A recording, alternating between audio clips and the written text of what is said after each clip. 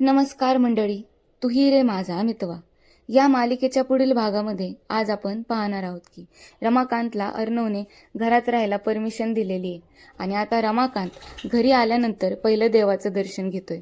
आता जरा वेळाने आता ईश्वरी रूममध्ये गेल्यावर अर्णवची समजूत काढत त्याला म्हणते, त्यावेळी नेमकं काय घडलं होतं हे सत्य जोपर्यंत सगळ्यांसमोर येत नाही, ज्या माणसाने हे सगळं घडवून आणलं तो गुन्हेगार सगळ्यांसमोर जोपर्यंत येत नाही तोपर्यंत मी स्वस्थ बसणार नाही.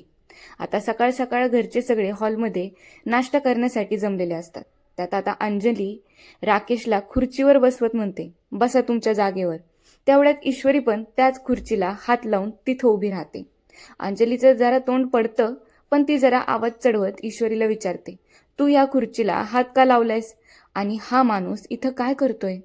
ईश्वरी म्हणते, बाबा या घरचे खरे कुटुंब प्रमुख आहेत असं मला वाटतंय, म्हणून ह्या खुर्चीवर बसायचा मान त्यांचा आहे.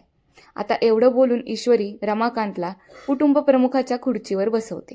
ते पाहून अर्णवचं तोंड पडतं आणि तो म्हणतो, मला नाश्ता नकोय, मी जातोय. एवढं बोलून तो तिथून निघून जातो. ते पाहून आता रमाकांत नाराज होतो, ईश्वरी पण नाराज होते. रमाकांतला घरात राहायला परमिशन मिळून सुद्धा काही उपयोग तर झालेला नाही, कारण एक ईश्वरी आणि मामा सोडले तर त्यांच्यासोबत कोणीच नीट बोलायला तयार नाही. आणि त्यात वल्लरीला तिचं भांडं जर फुटलं तर काय होईल ह्याचं टेन्शन आलेलं आहे. अजून खूप गमती जमती वाढणार आहेत.